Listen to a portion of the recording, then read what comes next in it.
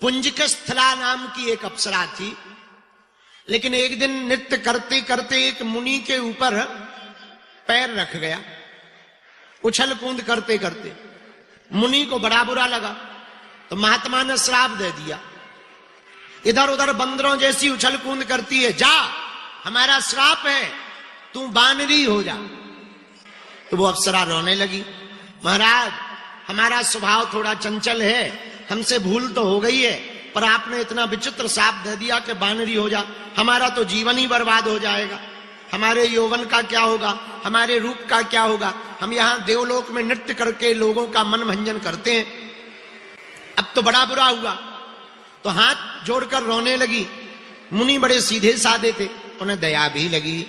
सोई महात्मा बोले, चलो अब श्राप तो हमारी मिथ्या नहीं हो सकती, पर दो वरदान दे देते हैं। एक, जब बानरी का रूप चाहोगी तब बानरी का रूप रहोगी, जब जौन सा रूप चाहोगी सो बन जाओगी।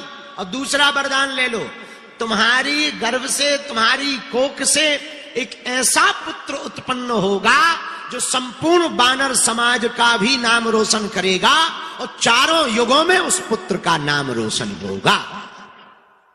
ये हमारा वरदान है, बोलो सीताराम। वही पुंजिका स्थला नाम की अप्सरा अंजनी माता बनी, बोलो सीताराम। अंजनी बन करके आई और इनके घर पर श्री हनुमान जी प्रकट भय, बोलो वीर बजरंग बली की। अब जरा छठवां कारण सुनो। जिस गृद्धि की बात, गीध की बात हमने आपको कल बताई थी, चील की, जो कैकेयी के हाथ से खीर का पात्र लेकर भागी थी, वो भी श्रापित थी। एक मुनि ने श्राप दिया था, जाओ तुम गृद्धि हो जाओ, चील बन जाओ। उसने कहा, महाराज अब ये हमारा शरीर का तरन तारण कैसे होगा? तो महात्मा बोले, त्रेता युग में जब राम जी के प्रकट होने के लिए यज्ञ की जाएगी और खीर अग्नि देवता लेकर के प्रकट होंगे, उस वक्त तुम कैकेयी के हाथ का खीर का भाग अगर ठीक से वेंकटेश पर्वत पर रहने वाली अंजना माता के हाथ में डाल दोगी, जिस क्षण डालोगी उसी क्षण तुम श्राप से मुक्त हो जाओगी। एक ये भी कारण है हनुमान जी के प्रकट होने का। एक और कारण सुनो। आहा, हनुमान जी शंकर जी है, शंकर जी ही हनुमान जी है, हरते भय हनुमान, शिव जी ही हनुमान जी बने। आहा, दोनों में किंचित मात्र भेद नहीं। तो किसी ने कहा, वाह शंकर जी और हनुमान जी दोनों एक हैं, तो क्या दोनों लीलाएं एक साथ चली? हमने कहा बिल्कुल। बोले कैसे? हमने कहा बहुत बढ़िया उपाय है। कभी गर्मी के महीने में देखना, तो गर्मी के महीने में भयंकर तपती दोपहरी हो, जून का महीना हो, 12 बजे दिन के हो, 12 बजे दिन में 20 घड़ों में पानी भर के रख दो। आप जिस भी घड़े में झांकोगे सब में सूर्य दिखाई देगा। हाँ जी या ना जी? दिखाई देगा। 20 घड़ों में पानी भरकर छत पर गर्मी के महीने में, जून महीने में रख दो, जिसमें झांकोगे उसमें सूर्य दिखाई देगा। हाँ या ना? तो इसका मतलब ये थोड़ी कि सूर्य 20 है, सूर्य तो एक है पर दिखाई सब में पड़ता है। वैसे ही भगवान तो एक है पर दिखाई वो सब में पड़ता है। हम में भी दिखाई पड़ता, तुमने भी दिखाई पड़ता, इनमें भी है, उनमें भी है, जीव में भी है, जंतु में भी है। ईश्वर अंश जीव अविनाशी चेतन अमल सहज सुख राशि, भगवान सब में है। और भैया जिनमें भगवान नहीं है सो वो जिंदा नहीं है। हाँ, एक आदमी बोला, महाराज भगवान कहां नहीं रहते? हम कहा जहां नहीं रहते वहां कुछ नहीं रहता। जहां भगवान नहीं रहते वहां कुछ नहीं रहता, सब राम नाम सत्य हो जाता। और जिनमें भगवान है, जो दिखाई पड़ रहा है, उन सब में भगवान है, बोलो सीताराम। तो किसी सज्जन ने हमसे पूछा, महाराज अगर भगवान सब में है तो दिखते क्यों नहीं? हमने कहा एक बात बताओ। बोले बोलो। हमने कहा दूध में घी है कि नहीं? बोले होता तो है। तो हम कहा दिखता है क्या? बोले नहीं। अब मान लो घी का दीपक जल रहा हो, घी कम पड़ जाए, तो क्या दूध डाल देने से घी का दीपक जलेगा? हाँ या ना? नहीं जलेगा। कब चलेगा? जब दूध का दही बनाओगे, दही का मक्खन बनाओगे, फिर मक्खन को तपाओगे तो घी बनेगा, तभी दीपक जलेगा, पर दूध में घी तो होता है। हाँ जी या ना जी? उसी प्रकार भगवान सब में होता है। जिस प्रकार मक्खन बनाकर मथने पर घी प्रकट होता, वैसे ही कथा में आकर मन का आत्म मंथन करने से परमात्मा दिखाई पड़ता है। भगवान को देखने का उपाय भी सरल है, पर कारण हम लोग भगवान को तो चाहते हैं, भगवान से भी चाहते हैं। ये गड़बड़ी है, दोनों गड़बड़ी अलग अलग है। भगवान से भी और भगवान को भी, ये दोनों ही बातें अलग अलग है। हम भगवान को भी चाहें सोई कल्याण है, भगवान से ना चाहें, भगवान को ही चाहें। बोलो सीताराम। तो भगवान शंकर जी ही हनुमान जी हैं और हनुमान जी ही शंकर जी हैं। किसी ने हमसे कहा कि आप हनुमान जी की इतनी कथा क्यों करते हैं? हमका करना चाहिए, तुम्हें क्या दिक्कत है? नहीं, दिक्कत नहीं है, पर हनुमान जी से होता क्या? हमका सुन ठटरी के बरे न कटा। हनुमान जी की भक्ति कली काल में इसलिए जरूरी है कि जब राम जी जाने लगे तो हनुमान जी से बोले तुम भी चलो।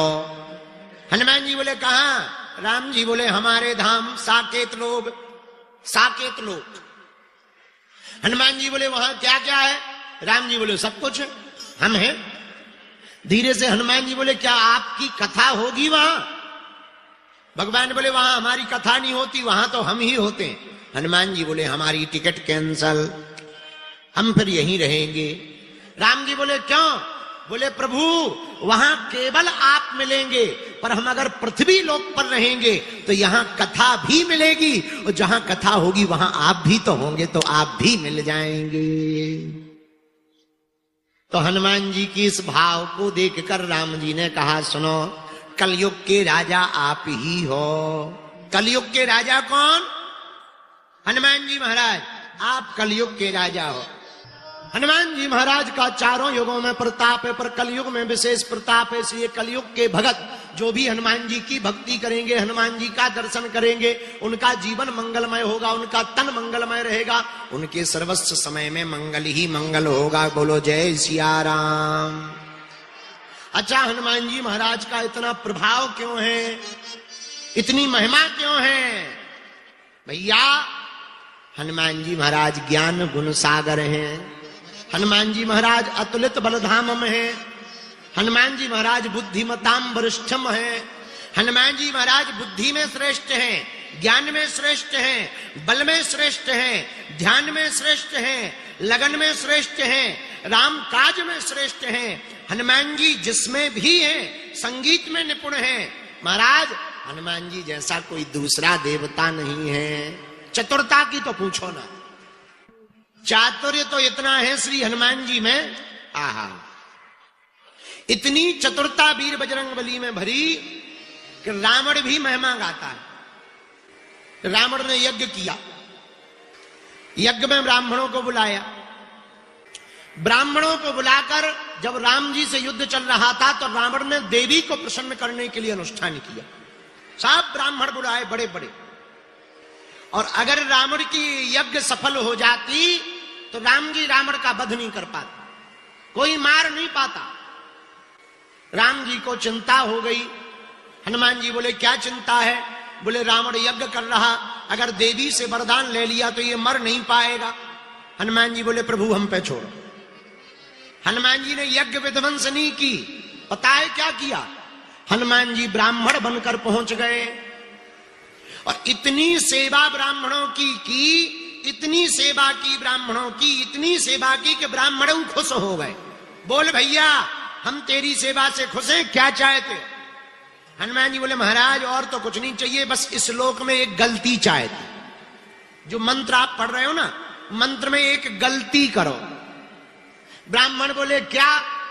हनुमान जी बोले जब आप देवी का मंत्र पढ़ते हो ना, जय तुम देवी चामुंडे जय भूतारती हारणी जय सर्वगते देवी काल रात्रि नमस्तुते।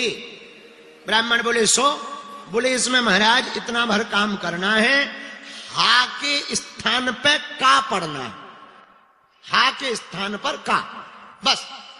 ब्राह्मण बोले कैसे? बोले महाराज जो आप लोग पढ़ते हो ना जय भूतारती हारणी, उसकी जगह आपको जय भूतार्ति कारिणी कहना है, बस इतना कह दीजिए। इस श्लोक का अर्थ होता है कि हे भगवती, हे देवी, आप प्राणियों की पीड़ा का हरण करने वाली हैं, संपूर्ण प्राणियों की पीड़ा को हरने वाली हैं। पर हा की जगह अगर का कर दिया जाएगा, जय भूतार्थ कारिणी, तो समस्त प्राणियों की पीड़ा हरने वाली की जगह पीड़ा देने वाली हो जाएगा और देवी नाराज हो जाएंगे। तो यही किया ब्राह्मणों ने, भूतार्थ हारणी की जगह भूतार्थ कारिणी कह दिया। देवी नाराज हो गई, ना प्रकट भई, ना वरदान दिया, ऊपर से श्राप और दे दिया कि जा रावण तेरा विनाश हो जाए। हनुमान जी बोले जय हो। जहां असली रूप में हनुमान जी आए, सोई ब्राह्मणों से बोले ये श्लोक क्यों गलत कर दिया, रावण तो विद्वान था। ब्राह्मण बोले महाराज हम लोगों की तो मती मारी गई, इसने खूब चकाचक मालपुआ खवाए, बार बार बढ़िया रसगुल्ला छनवाए, बार बार ये काजू ले आवे, बार बार ये मिठाई खवावे, बढ़िया गुलाब जल डाल करके बढ़िया शरबत पिवावे, हम लोगों की बुद्धि भंग है गई। ये बोला भूतार्थ हारणी की जगह भूतार्थ कारिणी कर दो, सोई हमने कर दिया। रावण बोला ए पंडित बता कौन है तू। हनुमान जी असली रूप में आके बोले अब तो तुम्हारा मामला कट हो गया, अब तो तुम्हारा बही खाता बंद हो गया, जय श्री राम। और हनुमान जी बनकर प्रकट हो गए। रावण मुस्कुरा के बोला हमने बहुत सेवक देखे, पर अपने स्वामी का भगत कितना पक्का होना चाहिए ये कोई हनुमान जी से ही सीखे। ऐसे हनुमान जी हैं चतुर।